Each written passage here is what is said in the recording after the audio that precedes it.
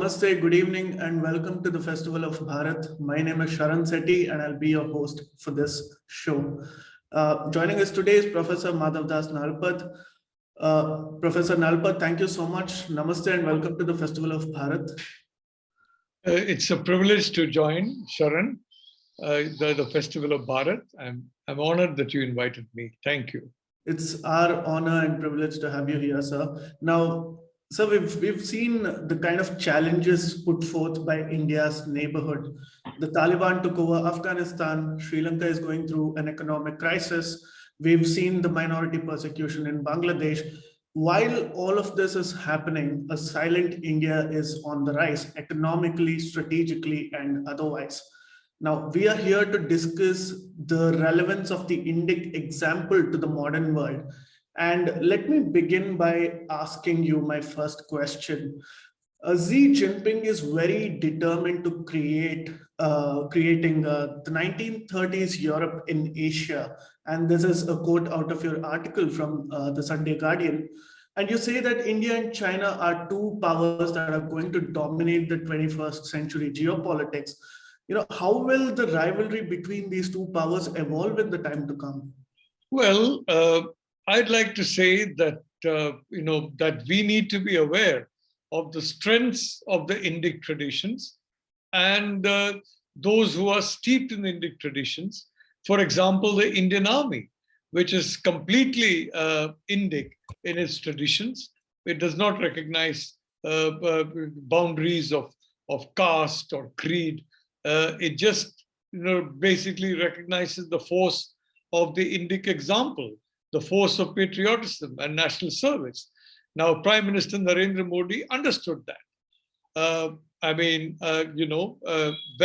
the Chinese went and massively started moving into the border areas in a very threatening way, if I may point out, in a matter of days, about more than 40,000 Indian soldiers, intrepid soldiers, reached the front line, and they were there to take on the Chinese at such short notice. Frankly, it's not like what is happening on the Chinese side, where they've been building infrastructure. On our side, it is much more difficult. And I'm sure the Prime Minister would have consulted people who have told him, sir, it's just not possible. It'll take weeks, several weeks before sort of build-up takes place. But he said, no, I believe in India. I believe in the military. I believe in our ability to get things done.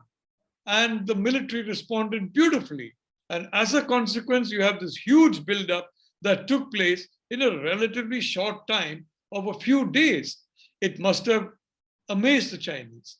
It must have alarmed the Chinese, because it told them that don't take the Indian leadership or the Indian soldier as a pushover. And they will show you a strength and resilience that will surprise you. I'm just giving you the single example. I have not found it quoted anywhere. A single example of how the Prime Minister Modi had confidence in the Indic tradition of India, in its ability to get things done, had confidence in the military, and if I may say so, the military did not let him down. The military did what so many regarded as an impossible task of coming to the border and basically confronting the Chinese in a matter of days. Right. So now that we've established that both India and China are very determined to grow in their own terms and ambitions, what are the underpinnings that you actually see in these individual ambitions, whether it's India at 2047 or China at 2049? What are the differences? Well, I'd like to say that 47 and 49 are far away. This is a very, very rapidly changing world. And I'm not going to be, making accurate predictions or precise predictions about that, except to say that, in my view, India will definitely be resilient enough to fight back the effort by China to overawe it and possibly to humiliate it in some kind of a conflict. I mean, in the immediate future. Now, the point is that Xi Jinping is a particular kind of leader. He actually, what we need to understand, he is very serious in what he says. He is very serious that 90% of South China Sea belongs to China.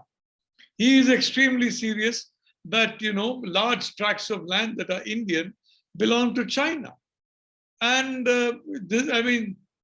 as serious as Mao Zedong was when he talked about a China that encompassed Tibet, Xinjiang, Inner Mongolia, Manchuria, locations that frankly were not part of China.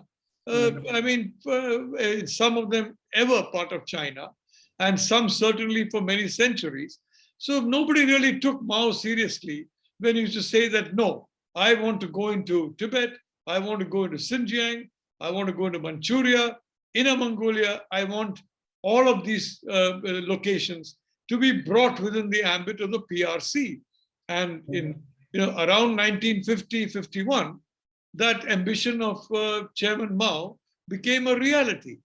The fact is, the world did not take Mao seriously when he used to utter these things, and they said, no, it's not possible.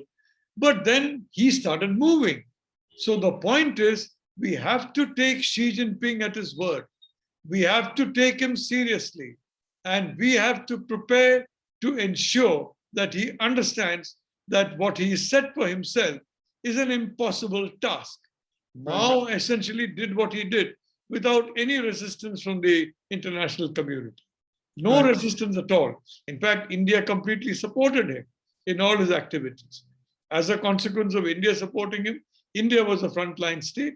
Other states like United States and other countries that were unhappy about it could not do very much. But I'd like to point out that under Prime Minister Modi, I don't think we're going to repeat that same mistake. I think Prime Minister Modi knows Xi Jinping. He has met him several times, and he understands the psychology of Xi Jinping, and he knows that this man is totally serious. So I don't believe that we are going to allow a repeat of Mao. And if I may say so, it's not only India and its land boundaries, it is the South China Sea, which needs to be kept free, open, and inclusive, in the words of the Prime Minister. It is Taiwan, which is absolutely important, not only because it is central to the first island chain, but because it is central to the whole tech economy of the present and the future. If Taiwan goes into the hands of China, China begins to dominate tech in a manner that will leave America far behind, Japan far behind.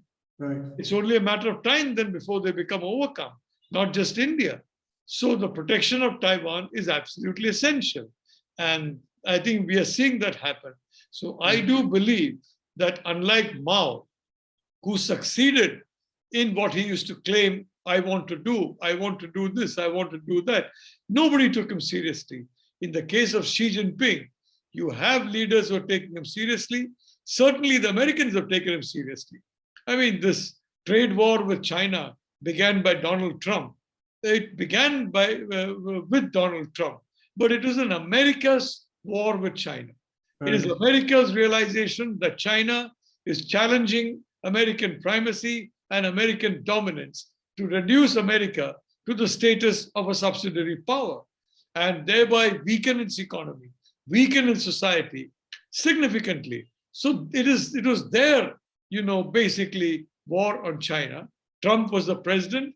Fortunately, he's a president who took the bit firmly in his teeth and went ahead and did that, that assertiveness, that action that China saw, and which again China was surprised to see. Under Mao, as I told you, nobody protested.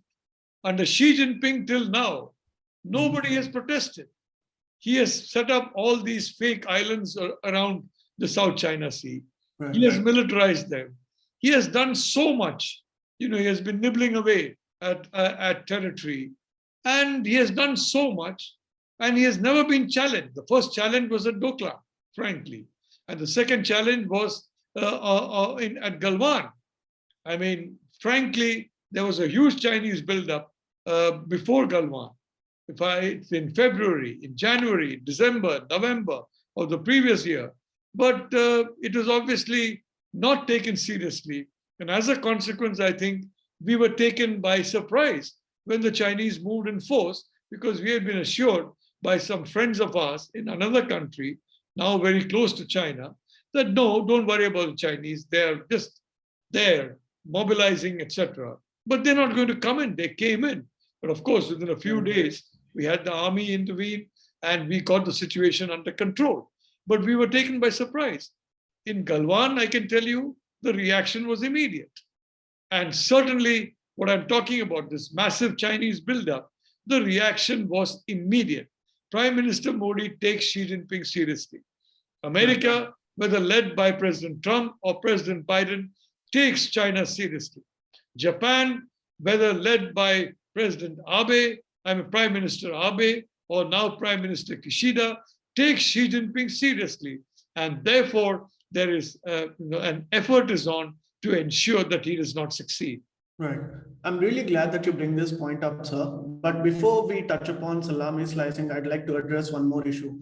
In fact, I was speaking to a former presidential advisor just last week, and he was telling me how about 4 presidents in succession continuously chose to ignore China's growth, and now the problem has gone out of hand.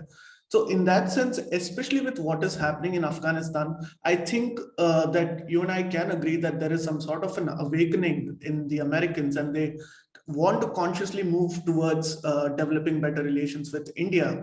So in that sense, how does the West, particularly the United States, envision India in its future ambitions? Look, let me say, and I've said this before, let me say that India is central to any alliance designed to protect the freedom of navigation and trade and commerce in the Indo-Pacific. Right.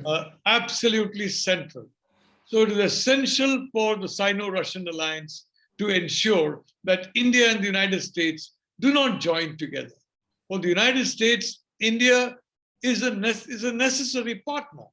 In the case of Tibet also, India was a necessary partner. When India backed away, well, the Americans could do very little in Tibet, and Tibet was completely overrun by the PLA in a matter of about a year, a little more than a year.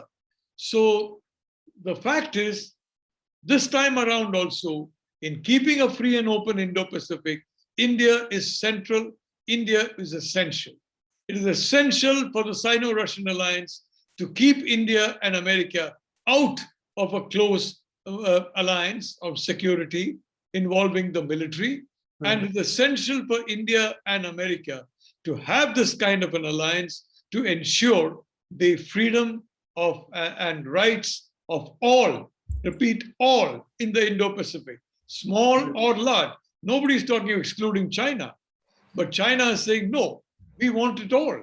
And that is something absolutely not not on the table and will never be agreed to by India or the United States or Japan, more or less openly, and frankly by the entire number of countries along the South China Sea, whether it's Vietnam, whether it is Indonesia, whether it's Malaysia. They may not say it openly, but they do believe that freedom is important. And that's why, for example, today, the Prime Minister addressed ASEAN. And it's very, very important that he do so, because ASEAN looks to India for, in a sense, in a way, to keep away the dragon from gobbling it up, gobbling away its sovereignty, gobbling away its freedoms. A lot of that has already been gobbled up. Scarborough Shoal was gobbled up and Obama did nothing about it. He just did nothing about it. And so the South China Sea has been, in a sense, colonized. The world has done nothing about it. But today, yes, you're right. There is an awakening, and there is an awakening of what will happen. What will be the new world once China establishes its dominance? What will happen to that new world? And certainly, people in different countries do not want to be part of that world. Right. Certainly, China, is fashioned a world that Taiwan very definitely does not want to be a part of. Right. Thank you so much for those comments. Very interesting. And while we are at discussing China and India's growth, we've clearly seen the patterns, and our history actually shows how India grew as a regional power and as a world power in our history in a rather peaceful manner. Now, the Chinese make similar claims about it, but I'm not sure how much that holds true. But in that sense, what does our own history teach us? Some lessons for the future? Well, I'd like to say that the example of Prithviraj Chauhan teaches us a lot of lessons for the future. And you know what happened. He allowed the invader to escape multiple times. And finally, the invader succeeded. He succeeded for two reasons. One is that he had assistance from other kings who were jealous of Prithviraj and who preferred, the invader to Prithviraj. That kind of division, the lack of unity, and the second point is, frankly, Prithviraj's own,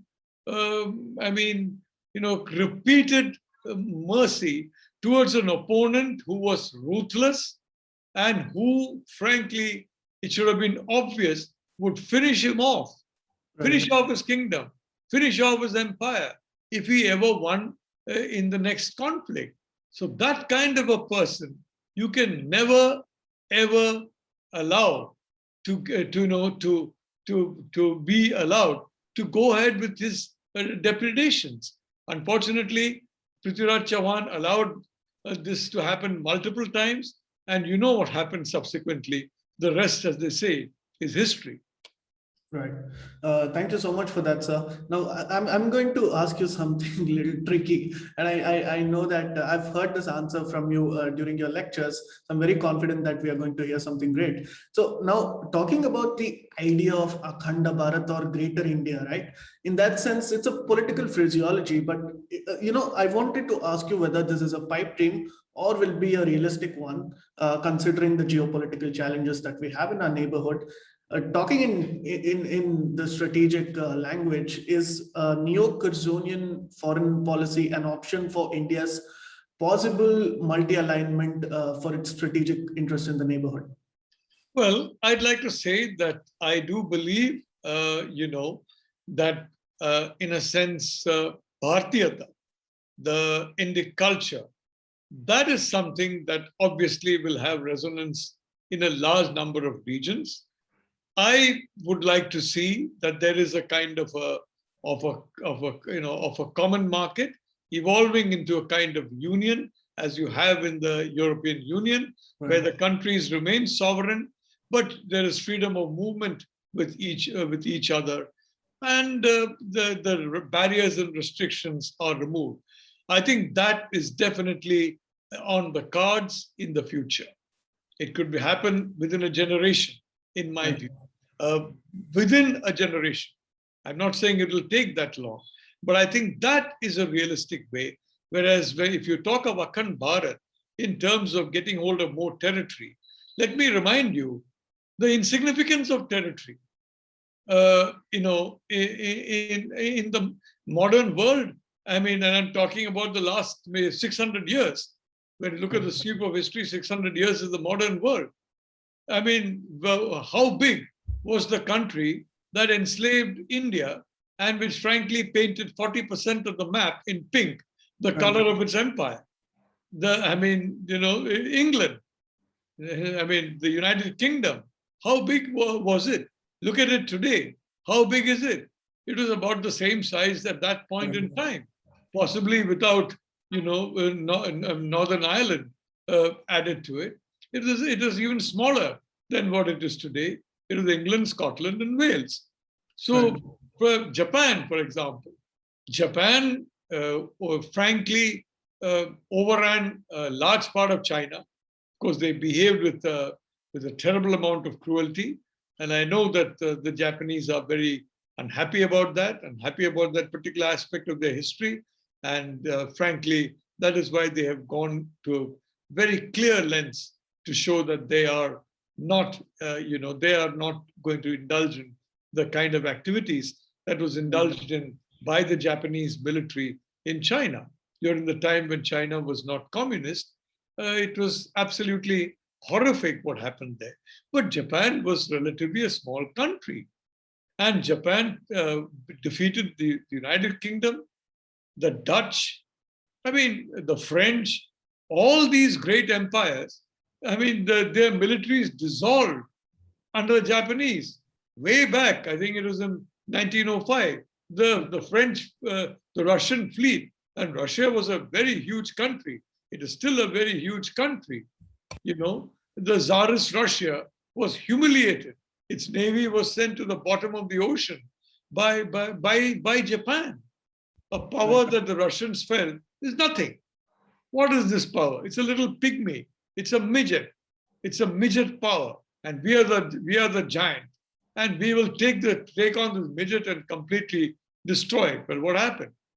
It was Russia and its navy that was humiliated, and finally the Tsar had the entire Tsarist system collapsed as a consequence of the Tsar's inability to defeat what his propaganda had been saying for years was an insignificant, weak power. So I'd like to point out, I'm not hung up on territory. I am hung up on goodwill. I am hung up on absence of barriers. And I am hung up on mutual respect and a kind of, I may say so. And I think, and the Indic tradition, the civilizational traditions of the Indic world, which are in fact shared by so many across the region, so many across the world, in all parts of the world. You see, for example, yoga becoming very popular. You see, for example, a vegetarian diet becoming very popular. Right. I've always been opposed to enforcing a diet, forcing people to avoid certain types of meat, forcing people to avoid, I don't believe dress, diet, lifestyle are matters of the law and the police. They are matters of the mind, spirit, and heart. Right. And there is no getting away from the need to, for individuals to go among the people and convince them of the importance of the Indic example. That's why vegetarianism is spreading in Europe and the United States. That's why yoga is spreading across the world, including, if I may say so, in China. It's spreading everywhere. Right. It's part of the Indic tradition. There are so many fruits of the Indic tradition that have in fact been abandoned, even in India. We need to rediscover our own traditions first. Right. And then I can assure you, when the world sees the extent of our traditions, the glory of our traditions, more and more will begin to understand that this is an example all humanity can follow without any feeling that they are being, in a sense, following an example of a different country or different culture, because the Indic culture is a universal culture. Right. It's valid for all. Right. It's a very beautiful answer. So now with the US troops exiting Afghanistan, what people are saying is that the theater focus from South Asia has shifted towards the Indo-Pacific, and we see a lot of exercises being carried out too. Now, in that sense, Indian history does offer us a lot of lessons, especially in terms of the Cholas and their influence in Southeast Asia. So what can we learn? Oops, I'll just redo that. Thank you so much for that answer, sir. Now, talking in terms of the US pulling out of Afghanistan, we've clearly seen the shift in the theater from South Asia to the Indo-Pacific. What lessons does our own history offer us so that we can become a formidable maritime power?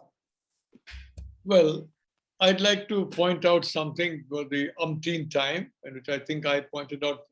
I was the first to point it out, and it's been my fate, let's put it, that I'm never taken seriously for a long time, and finally I'm taken a little more seriously, and finally my thinking becomes mainstream. And then people educate me about my own thinking that they had rejected when it was first evolved. So, but I'd like to point out that, in the case of Afghanistan, I'd like to say that pulling out of US troops was correct. US troops should not be in Afghanistan. The Afghans are a proud people. They don't want foreign soldiers there, whether US or any other country. But removing logistical support from the Afghan military was a disaster. Right. And that's something which Trump also agreed to. Frankly, Trump began the disaster, the countdown disaster, by ignoring the Ashraf Ghani government. You have a legitimate government in Afghanistan, which is completely sidelined in favor of a group of violent extremist individuals who have been killing with abandon. I mean, what is the lesson that the government learns? It loses morale. It loses its will to fight. And the loss of morale and its will to fight began with that disastrous agreement at Doha, which was agreed to, I'm sorry, by Donald Trump. And then Joe Biden making the, in my view, unpardonable error of withdrawing support to the Afghan National Army. Unless you continue with logistical support, air support, and other logistical support, unless you, for example, continue with Bagram and 2 or 3 other locations from where you can give that support, you are condemning the Afghan military. And the Afghan military was kneecapped. It was hit below the knee. It was hit on the knee. It could not fight anymore. And the most unkindest cut was Biden saying, oh, you know, we expand some of them in their military. Basically, they know the truth, but they are talking something to cover up their own folly by blaming it on the Afghan military. The Afghan military was groomed in such a way, trained in such a way, that they could not fight without US logistical support. They could not fight without that. But with that support, they would have overcome the Taliban. And unfortunately, Joe Biden withdrew that support. So I would like to point out, given the reality of the Sino-Wahabi alliance, again, Biden saying, no, we're not going to focus on Afghanistan and let the Taliban take over. We're going to focus on China. Let me remind President Biden something which obviously his people must have told him, that the Chinese and the Wahhabis are now in a close embrace. Yes. That Chinese use Wahhabis, frankly, to create diversions for the West. And they learned that from 9/11. You know, George W. Bush was essentially very, very, strong on dealing with China. And you remember there was an Orion aircraft and so many other issues. And suddenly 9/11 erupted, and George Bush's entire focus shifted to Afghanistan and then to the Middle East. He took his eye off China. So this Wahhabi extremism has always been a great diversion from attention to China. And the Chinese have basically empowered and energized the Wahhabi, pretty openly. They're very close to Pakistan. They're very close to Turkey. They're very close to the Taliban. Right. They appointed an ambassador to the Taliban when the Ghani government was still in power. Can you imagine? You have a government in power. You have an ambassador representing your country in that government. And you have another ambassador representing your country to the Taliban. So they knew what was going to happen. Obviously, their friends in Pakistan and had told them this is what the Americans are going to happen. They're going to pull out. They had prior knowledge. And this prior knowledge would have been shared by the Afghan military also. And therefore, there was no way they could have continued the fight. It would have been suicidal. And no human being wants to commit suicide except a few very misguided people for very misguided reasons. So I only want to say, frankly, that the security is a seamless entity. You never know who has set a fire and where the fire will spread. So from that point of view, whether it's the US, whether it's India, any world power, and India and the US are both world powers, well, you have to understand that no theater is exempt. Afghanistan concerns us all. The Taliban concerns us all. When the took place, I predicted that it's going to incentivize modules and terror groups across the world, independent modules, terror groups, and you're seeing a rash of this kind of activity take place because of the fact that they feel that, okay, the Taliban succeeded, so tomorrow we can succeed in what we want. We can defeat America. And if we can defeat America, we can defeat other countries that are not as strong as America in defense. So Right. I'd like to point out that events have consequences. There's a Chinese saying, if I remember, that the fluttering of a butterfly wing affects the entire planet. So in that sense, I'd like to say, we can't, the Biden pivoting away from Afghanistan into confronting China. Well, among the major fronts the Chinese have opened up is the Wahabi front. And Joe Biden better learn that he needs to confront that as well. And I think the poor man has understood his lesson. Right. He's not saying this kind of thing anymore. And he is, I think, now, but he is still in a situation where not enough is being done to tackle this problem, especially in Afghanistan. Right. I'm really glad you bring up Wahhabism, sir. So for our viewers who may not be as aware, can you tell us the genesis of this radical ideology of Wahhabism and how it's affecting, the security around Asia? Well, look, Wahhabism was the creation of a gentleman called Abdel ibn al-Wahhab. And frankly, he had very good relations with individuals in the British military, etc. I'm not going to go into conspiracy theory that Wahhabism was invented by the British. I don't believe that. It was invented by Mr. Abdul Wahhab himself. But the point is, it's only a few hundred years old, about 300 odd years old. And it's a very exclusivist supremacist creed.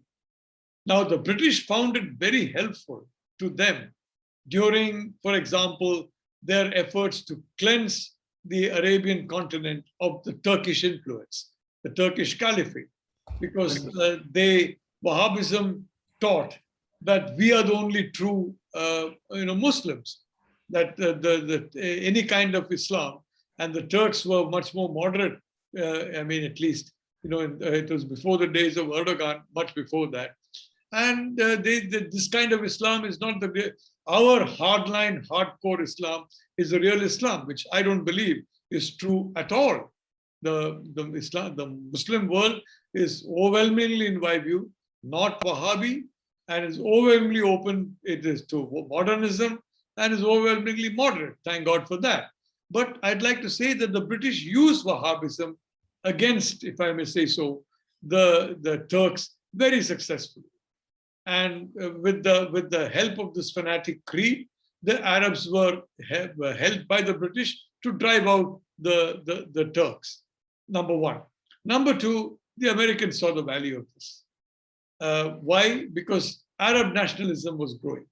You had Gamal Abdel Nasser, you had Syria, you had different countries, you had Iraq. All these big, powerful Arab countries wanted to come together. And in fact, for a time, they even created something called the United Arab Emirates. And they tried to create a kind of a universal, moderate brotherhood based on moderate values, a country, a common country. And this was very scary to the Americans. They thought it'll affect, Saudi Arabia and the Sheikdoms, which frankly, they were very, very, very important for them from the point of view of the oil that they produced. So Wahhabism was then used by them to essentially delegitimize these nationalist leaders. The propaganda was spread that they're not really, Muslims in the proper sense of the word. I mean, certain Nasser and others who are Arab patriots, strong patriots, and who are extremely staunch Muslims. The perception was Arabs, whether it's in Nasser's Egypt or in Iraq or in Syria or other places, this was spread. Oh, these are not the true believers of the faith. And unfortunately, that was accepted by many people. Wahhabism spread its roots in a lot of locations. And as a consequence, the nationalist leaders were one by one weakened and by one way or the other toppled and replaced. So it served their interest. It again served the interest of the coalition that was correctly formed after the Soviet invasion. The Soviets made a huge blunder in invading Afghanistan, and it was good that they were defeated. But the problem was that the Americans chose Pakistan, right. Pakistan military. And the Pakistanis chose the extremist Pashtun over the moderate Pashtun.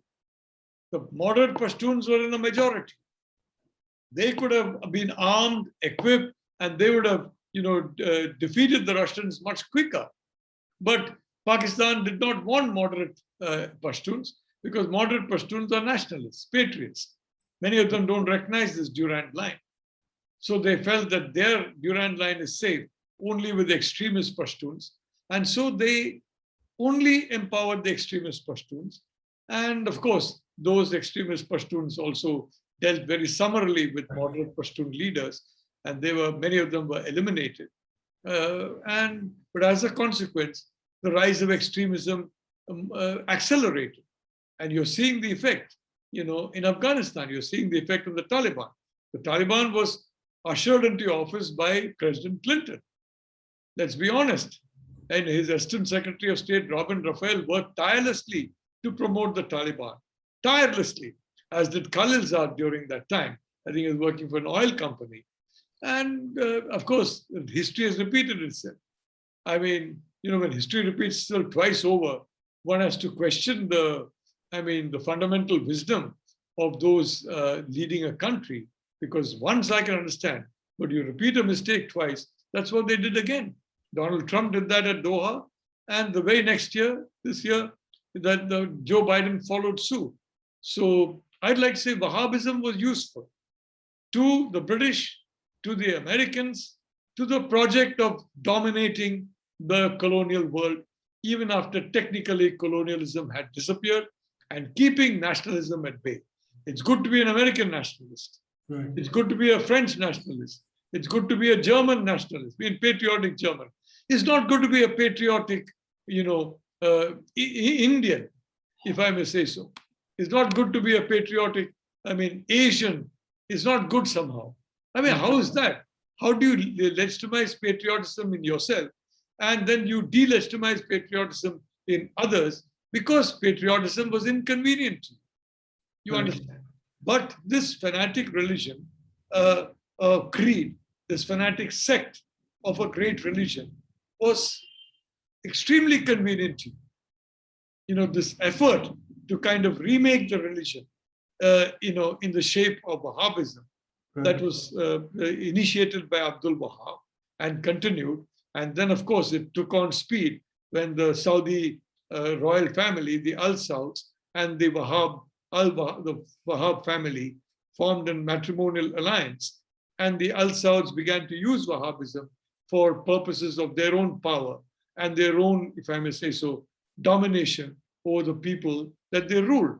So that took off. But today, fortunately, the Crown Prince of Saudi Arabia is the first Al Saud, Mohammed bin Salman, the first Al Saud to move away from Wahhabism and to openly say Wahhabism is not the future, it's the past. I think that is something for which he deserves more praise than he's got. And he's trying to move Saudi Arabia away from that. He has to succeed, because if he does not succeed, I can tell you, it's a very young country. The Middle East is a very young, with a location of very young people. And the only way that they can be safe, the world can be safe, is that they go into modern industry, they go into modern ways of thinking. And for that, they have to abandon Wahhabism completely. So Wahhabism is a hindrance. Islam is not a hindrance. Islam, very frankly, in its very beginning, encouraged learning, and it spread across the world like many parts of the world. It also promoted learning and books, etc., etc. But subsequently, Wahhabism does not promote learning except rote learning, and they have, in a sense, so much, influenced so many the interpretations of so many texts that the interpretations are completely different. And I would like to, just end this segment by saying, in every religious text of every of every religion, even whether it's Hindu or Christian or Jewish or Muslim, you find references to violence.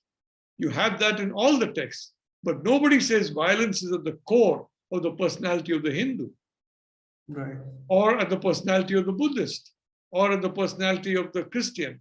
But unfortunately, Wahhabism has been identified as representing Muslims because of all these centuries of legitimization of Wahhabism. The world believes that this is actually the creed, that everything else is not pure, the pure creed. This is the pure creed. And many textbooks will tell you, oh, this is the pure creed. It is not, frankly. But unfortunately, this legitimization led to this radicalization. And unless the world rids itself of this radicalization, neither the Muslim community, 1.5 billion strong, will be secure and stable, nor will the rest of the world. So thank you so much for that detailed explanation. Now, allow me to pick your brains a little bit for the benefit of our viewers. You said that there has been a repeat of history twice in Afghanistan, and history doesn't seem to have taught a lesson to many of these great powers. Now, do you think the Chinese are going to make the same mistake? Well, I have certain scenarios in mind regarding Pakistan, definitely. And that is one thing is very clear. Frankly, number one, the Pashtun community in Pakistan is not treated on par with the Punjabis, especially the Potwari area of Punjab. The Potiawar area of Punjab dominates the military in Pakistan. The military in Pakistan dominates Pakistan. And therefore, Punjabis got primacy in Pakistan, even over the Pashtuns. They're not happy about that, in my view. Pashtuns are people who don't accept primacy of anybody, anyone, and they fight back. And therefore, this Durand line, in effect, it's hardly there because people move here and there, and it's all impossible to police it. But the reality is that when you have groups in Pakistan who are resisting what they see as domination by a different ethnicity of the proud Pashtun people, resisting it by force, if I may say so, well, when they see that across this imaginary Durand line that they don't believe in, you have the Taliban, and the Taliban has finished off the United States. It has sent off the United States. If the Taliban can send off the United States, they'll be asking themselves why they can't send off the Pakistan military. Right. It's only a matter of time before that realization starts seeping into the mind and psyche of many Pashtuns in Pakistan who are unhappy at the overlordship of the Punjabis over them. They're a very proud people. They dislike any overlordship, whether and let's face it, the Durand line was artificially created. They should have been, the Pashtun areas of Pakistan should have been part of Afghanistan. At best, it should have formed an independent Pashtunistan, and maybe you have separate enclaves for Tajiks and Uzbeks and Hazaras. But it is a cruel injustice. And decades ago, that 99-year agreement ran out. And frankly, Pakistan, of course, ignored it, as does ignored every agreement ever, frankly. So I'd only like to say that from the Pakistan point of view, they have uncorked a genie which could turn out to be something very destructive of their stability. They means the Pakistan military. I'd like to say, whenever I refer to Pakistan now, I'm referring to the military, because the military that counts in Pakistan. There's no point talking about poor Imran Khan or anything else or anybody else. It's the military and its satellite organizations, including extremist terrorist organizations, etc. That forms the complex that is known as Pakistan and which functions globally as Pakistan.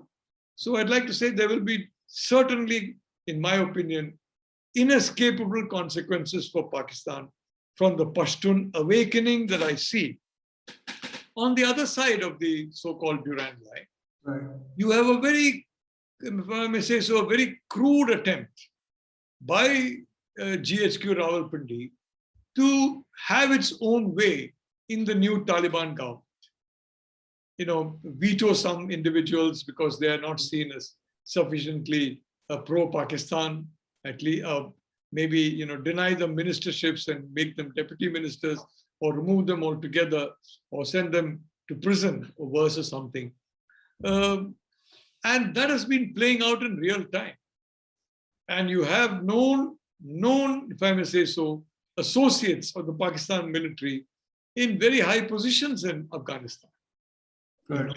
So from that point of view, there will be many people in the Taliban itself who will be uncomfortable at this, who are uncomfortable about that. And that is why I have always said there are two groups in the Taliban that are completely, if I may say so, influenced by Pakistan.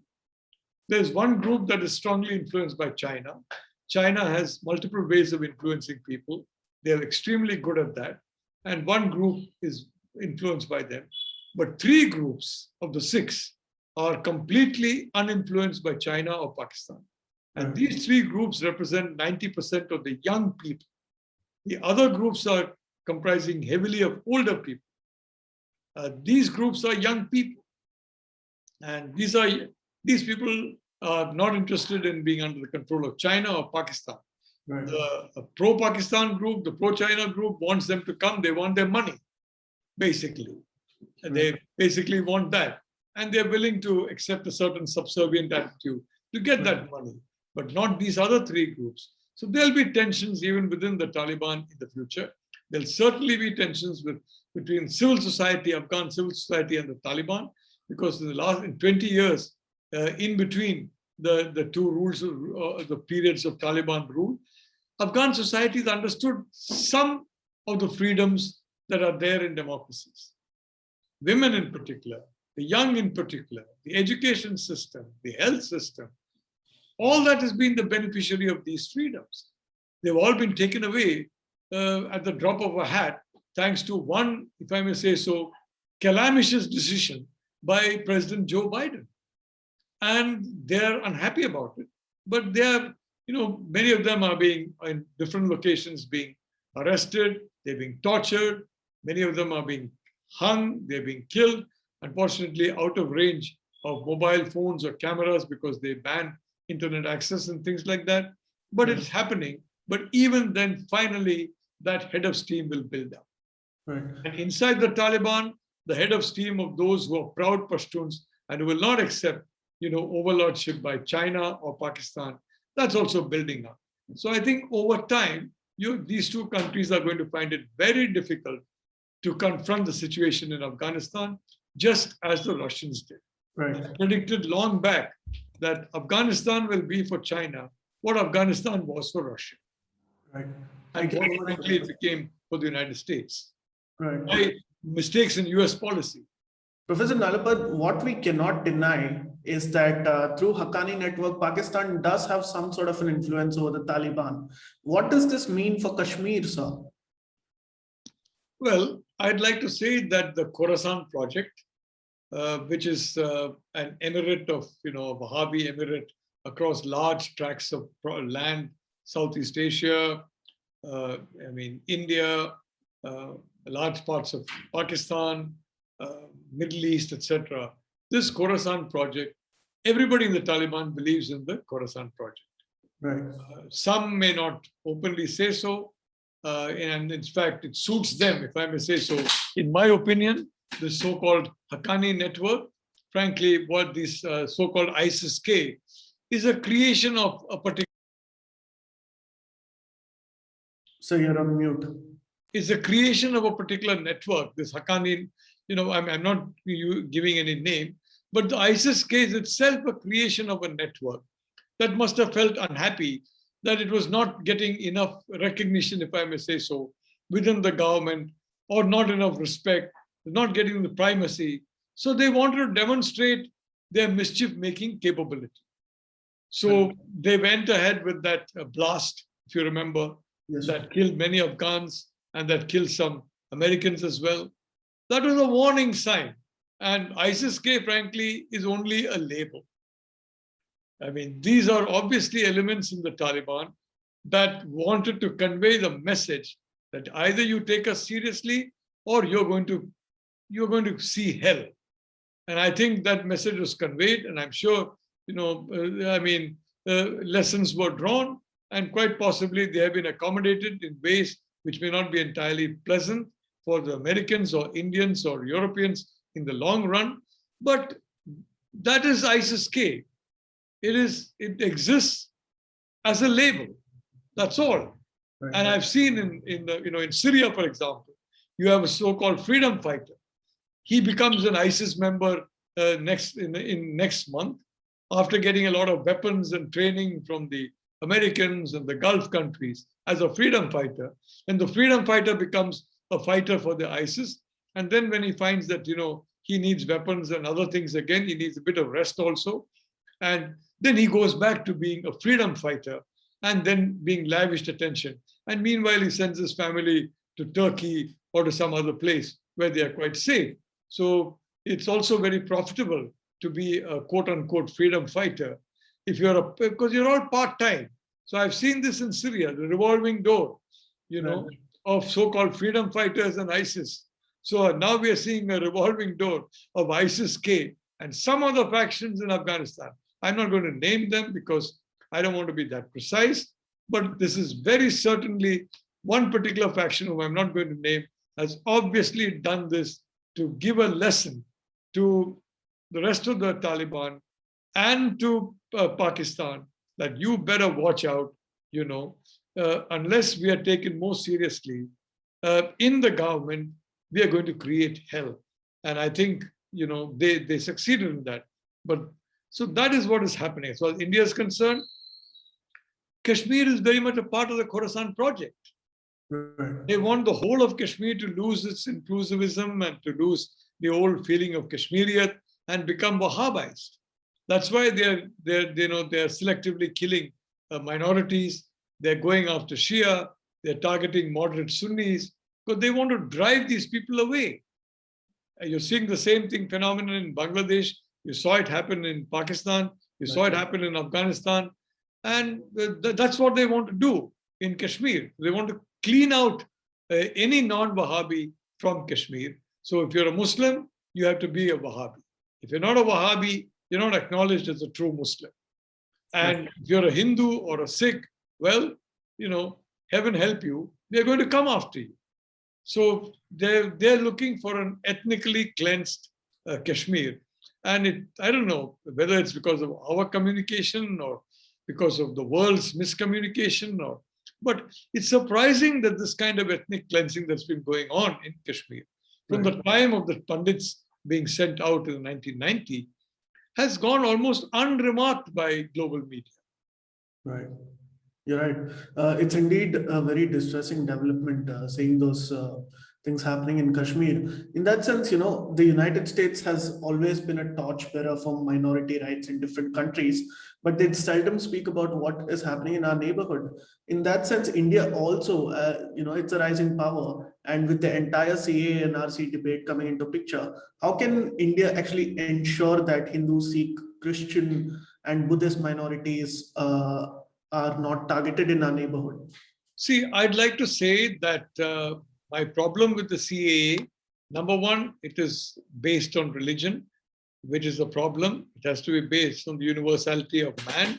And secondly, it incentivizes fanatics to drive Hindus out of Pakistan, of Afghanistan, and Bangladesh by essentially ensuring safe haven to them.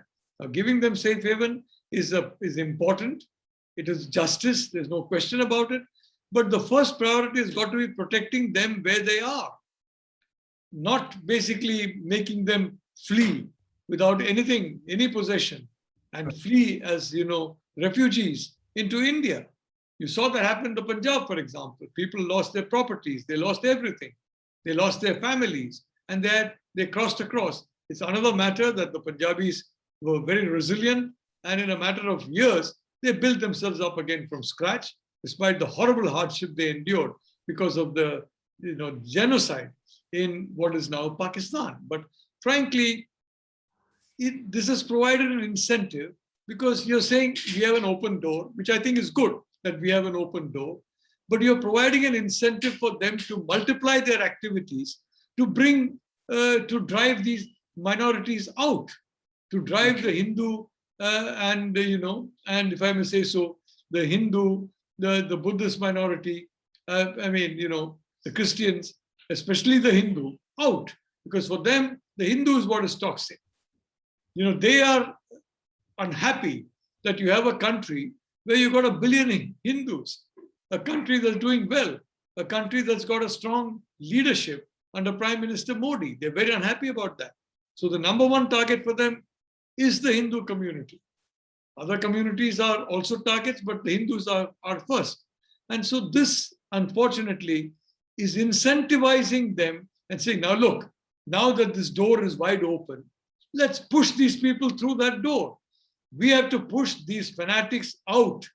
We have to deal with the governments there, talk frankly to them, with the help of Americans and others, assist them to push these fanatics out. That is the first priority. The final thing, if you fail, the default option is to welcome them into India, which I'm totally in favor of. But that's the default option. That is frankly, after admitting defeat in making them safe in their own countries. I'm not ready to admit defeat in that. I'm not ready to admit that the Hindus of Bangladesh, have been reduced already from 26% to 8%. That it's inevitable that they be reduced to 0.8% and then to 0. No, I think frankly, it's important to create a situation by which they come back to 10 and 15%. So that reverse migration takes place of Hindus to Bangladesh.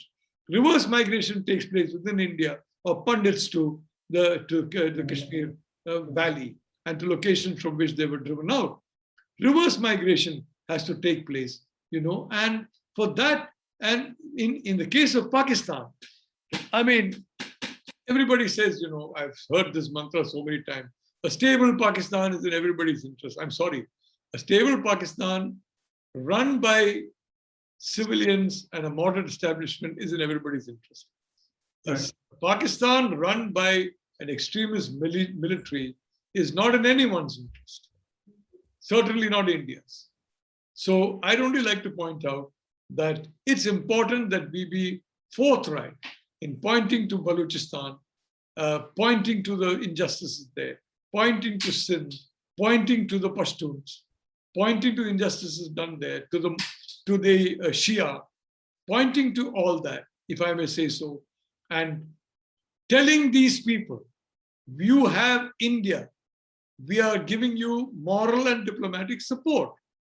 And I think it's important for India to make its voice clear and to make its voice loud, if I may say so. So the global community also will no longer have the excuse that they're using now. Oh, well, India is not really talking about it. Why should we? Well, we should talk more about Balochistan. And I'm glad Prime Minister Modi is the first leader who has started talking about these things. The first leader, the first Prime Minister of India. I think that needs to be taken much further, if I may say so. But there are individuals in the government who do not share that same, sense of commitment, if I may say so, to human rights and freedoms, especially when you're seeing them completely trampled upon in Pakistan.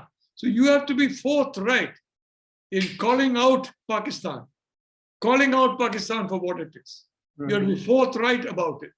And I think we need to do a job, and we need to bring out a coalition, an international coalition, to ensure that justice gets done. Because if that is done, I can tell you, and the army is sent back to the barracks, either they'll be sent back to the barracks or they will be unraveling of the state of Pakistan into 3 or 4 entities. Right. Most likely, the second will happen because the military will never want to surrender power. There'll be a situation in which this becomes inevitable. But for that, I can tell you, all we need to do, all I'm asking that we do, is make our voice loud and clear to the global community about what is happening in these places in Pakistan. document what is happening, disseminate what is happening, and that India is opposed. Like the Prime Minister today was outspoken about a free and open Indo-Pacific.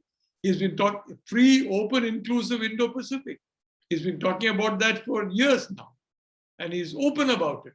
He's also been open about Balochistan, if I may say so. I think that kind of openness has to continue, has to expand, so that they know, all these oppressed people in Pakistan know, they have a friend in India. And believe me, in America, public opinion will ensure that finally they'll have a friend in America as well. Public opinion hit back very badly at Joe Biden, if I may say so, for the fiasco of Afghanistan. He was hit very hard by public opinion and frankly ridiculed. And even in the military, they lost respect for their commander-in-chief. So he has understood that. And I think India, the voice of India under Prime Minister Modi, should be loud and clear across the global community in the protection of human rights and freedoms across the world. As I said, I repeat, I don't believe that diet, dress, and lifestyle is a matter for the law and the police. I am, for example, very clear that if you lynch an individual for eating a particular kind of meat, you are a terrorist and should be dealt with as a terrorist. There can be no exceptions. Right. Hate is wrong. Hate is evil, no matter which religion you belong to. Whether you're Hindu, Muslim, Christian, Buddhist, or whatever, hate is evil. It is un-Indic. But I'd like to point out that so that example has to be made in India, and a very strong action has to be taken against the very few elements. But today, what is happening, those few elements are being magnified, and they're being magnified thousands of times, so that public in so many countries believe, frankly, that that India is becoming a country of fanatics in which minorities are unsafe. And in fact, a genocide is taking place. I'll give you a recent example of a young man who was arrested for narcotics. Now, I'd like to say very openly, I favor a decriminalization of soft drugs, a concentration on hard drugs and decriminalization of soft drugs to get rid of these narcotic syndicates. I would like to say that very clearly. So in my view, this young man should not have been sent to jail. Under Indian law, he has to be sent to jail. NCB had to send him to jail. That's fine. But if I may say so, what is happening now? It's been presented across the Gulf countries that Shah Rukh Khan and is being targeted through his son because he's a Muslim. Now there are multiple people who have been raided by the NCB. I think very, very few of them are Muslim. Most of them, the overwhelming majority, are Hindus. But the narrative that I'm hearing from my friends in the Middle East is that, oh my God, you're targeting Shah Rukh's son because he's a Muslim. Right. So that's a reaction that is extremely, extremely unfortunate and which is not very helpful to India. But that is what's happening. So as a consequence, what's happening, vacuums are being created that are being filled by toxic anti-India, anti-Modi narratives and elements. And we need to be much more active. And one way the Prime Minister can be active is to be a champion of human rights across South Asia and across the world. I think that's very important. And a good start will be to champion human rights in Pakistan. Pakistan claims to be very concerned about human rights in India. We need to be even more concerned about human rights in Pakistan. Right. So in that sense, if I may ask you a small follow-up and then we'll conclude. You spoke about this bias against India in general. There seems to be some sort of an Orientalist narrative by the Western media. Especially after the Taliban took over, what was very surprising is that you had extremely well-spoken English spokespersons who were communicating to Al Jazeera, BBC, and the CNN. And then you had the Taliban conducting a press conference. They were talking about women's rights and minority rights and whatnot. And of course, it all turned out to be a facade. So in that sense, how can India prepare itself for an information war in the future and a counter-propaganda machinery, probably? You see, by moving away from a reactive strategy, Okay. number one. Number two, by frankly, ensuring that we show that we have equality of faith in India. Prime Minister Modi certainly believes in equality of faith. He certainly believes in treating people of multiple faiths totally equally. He has been very clear in his policies, very clear in his speeches about that. Now, that, frankly, has to be manifested in a much more overt way. And you have to make sometimes a demonstration of that. For example, what happened to the case of Pehlu Khan. The individuals who did that ought to have immediately booked as terrorists, and very stern action should have been taken against them. I think the criminal action has been taken, but it's been forgotten. You need to take very strong action, because these individual isolated incidents are being blown up to create a false narrative that this is India. That crazy fanatic who did that to Pehlu Khan represents the Hindu community, which is absolute nonsense. It is completely anti-Sanatani, what the person did, completely anti-Sanatani. And so today you have a complete misreading of the Hindu community in different parts of the world. The vacuum has been filled with a very toxic narrative manufactured by the Sino-Wahabi alliance. Don't forget, never underestimate your enemy. If I may say so, I want to say, when I was in Beijing on one of my visits, I talked about this trade war and other thing with the United States. And I said, I don't know how long it will last. It may go on for some time. But they were very silent. My hosts at dinner, and they're very, very much part of the policy establishment of the present individual. They didn't say anything, but just as I was about to leave for the airport on my last day, as I was about to leave for the airport, I was handed over a book, and that book is Mao Zedong's On Protracted War. Right. And I read through that book. The Chinese are very subtle in conveying messages. The message they conveyed us: we know this is not a limited war. We know this is not a war limited by time or any other thing. This is a protracted war. As protracted, as existential as the war against Japan. And Mao said there are two lessons in that war. One, throw out anybody who believes that the Chinese are going to be defeated. Anybody who is defeatist. Secondly, throw out anybody who believes the Chinese will have an easy victory. So we have to be very wary of either of these tendencies in our own ranks. Those who are defeatist, who do not accept the inevitability of an Indian victory, need to be weeded out of the system so they can do no harm. And those who are, like Pollyanna, who believe, no, we can do this, we can do that. We are, in fact, 100 feet tall, forget about being, 20 feet tall, we're 100 feet tall. Well, they have to weed it out also, because these illusions are dangerous. It stops you from preparing. It makes you complacent.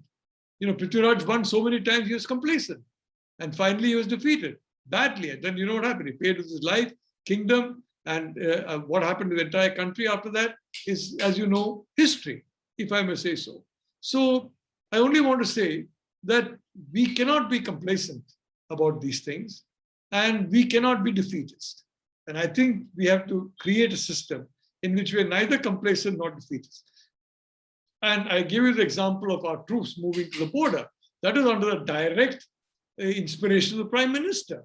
It is, and Jai Shankar has been in touch with UAE, with Israel, with Iran, with so many countries. He has been extremely active.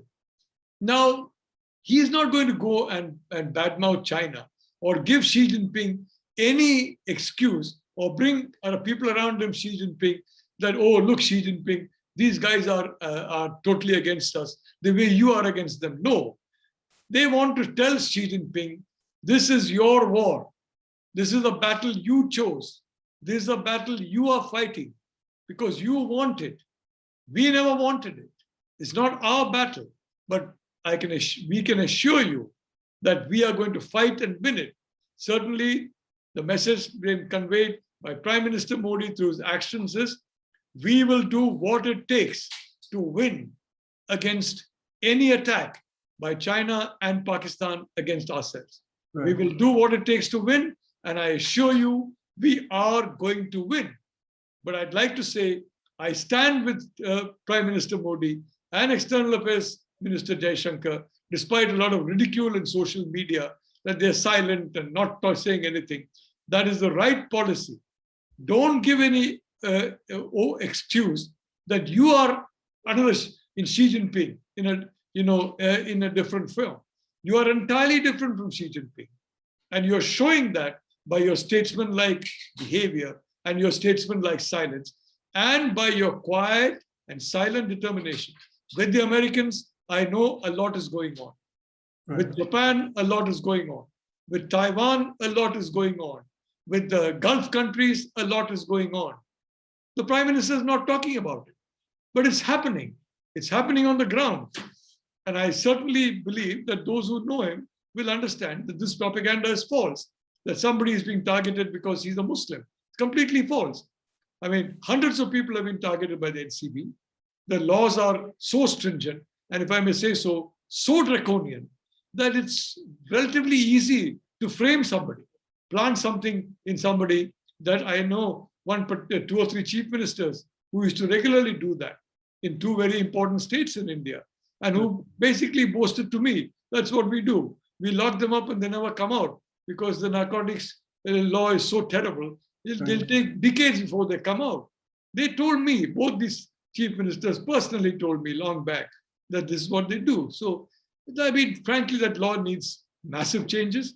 We need to concentrate on hard drugs, on drug mafias, drug syndicates, and forget about soft drugs. I'm in favor of legalization.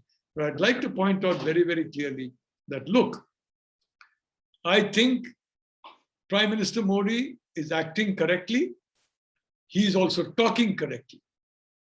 And I think the External Affairs Minister has got his cue from the Prime Minister.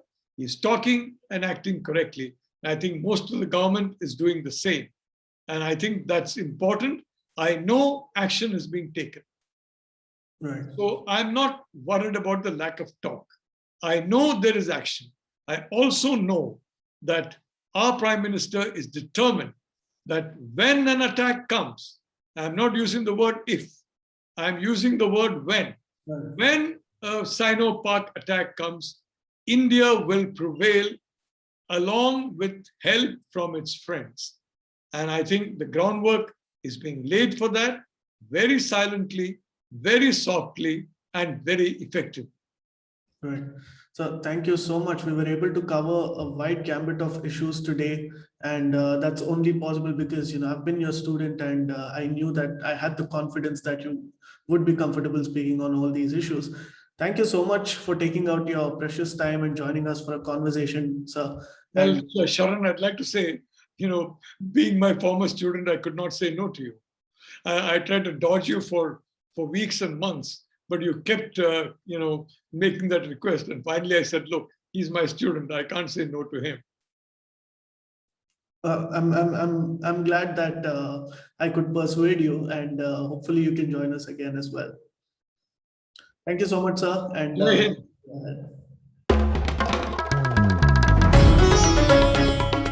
Namaste. We hope you enjoyed this Citti Media content. Please remember to subscribe to us and switch on the notifications for this channel. For our other social media links, more content, and to support our work, please visit citti.net. Dhanyavad. Namaskar.